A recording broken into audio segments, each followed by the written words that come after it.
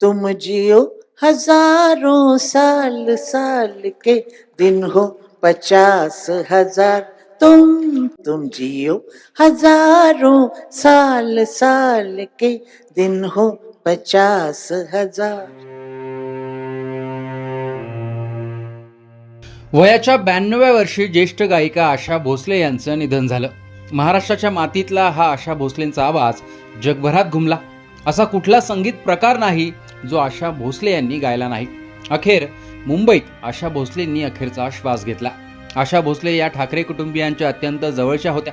मंगेशकर कुटुंब आणि ठाकरे कुटुंब यांचे संबंधही चांगले होते. आशा भोसले यांच्या निधनानंतर राज ठाकरेंच्या पोस्टवरून ते संबंध किती दृढ होते हे लक्षातही येतं. आशा भोसलेंना श्रद्धांजली वाहताना राज ठाकरे लिहितात की आशाताई दी लास्ट एम्परर. ज्येष्ठ गायिका आशाताई भोसले यांचं निधन झालं.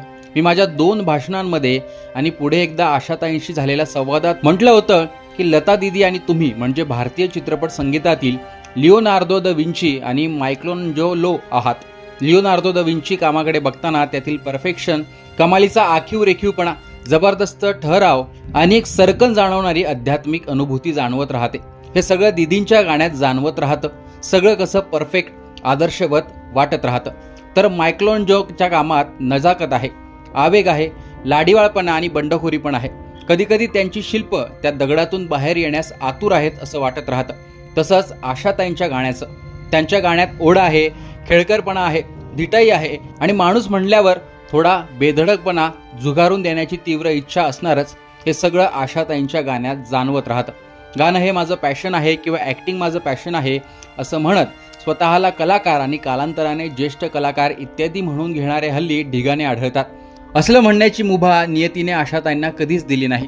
वयाच्या 15व्या वर्षी स्वतःला आणि कुटुंबाला उभं करायचं आहे आणि त्यासाठी काय जमतंय तर निसर्गदत्त आवाजाची देणगी या इतक्या भांडवलावर त्यांनी गाणं गायला सुरुवात केली.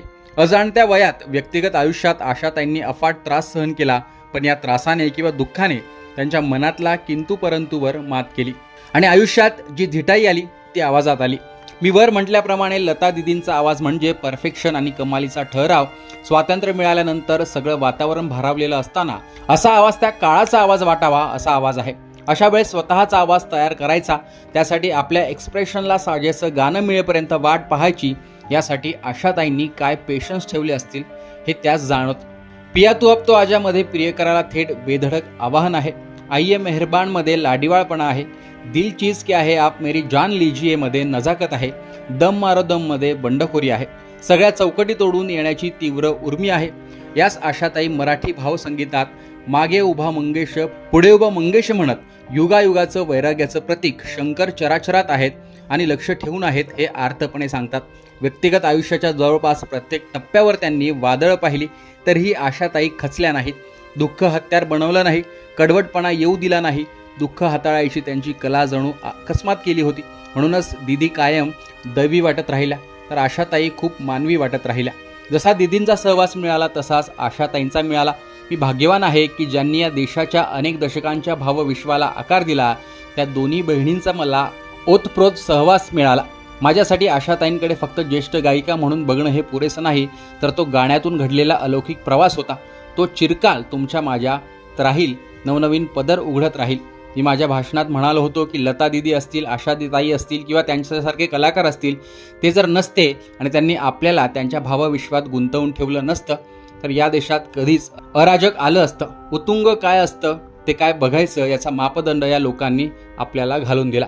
जसं लिओनार्दो द विंची आणि मायक्लोंजो हे जरी वरवर परस्पर विरोधी वाटत असले तरी युरोपातील रेनेसॉन्स युगाला त्या दोघांनी वेगवेगळ्या पद्धतीने आकार दिला. तसा आकार लता दीदी आणि आशाताईंनी भारतीय चित्रपट संगीताच्या रेनेसॉन्स युगाला दिला. काही वर्षांपूर्वी दीदी गेल्या, आज आशाताई गेल्या. भारताच्या रेनेसॉन्स युगाचा शेवटचा महत्त्वाचा घटक आपल्यातून गेला. आशाताईंना मनसेकडून विनम्र श्रद्धांजली. राज ठाकरे. अशा प्रकारे लता मंगेशकर आणि आशा भोसले या 2 बहिणींची अप्रतिम तुलना करताना राज ठाकरेंनी ही भावनिक पोस्ट लिहिली आणि आशा भोसले यांना श्रद्धांजली वाहिली आहे. राज ठाकरेंच्या या पोस्टविषयी तुमचं मत कमेंट बॉक्समध्ये सांगा. लोकसत्ताला फॉलो आणि सबस्क्राईब करा.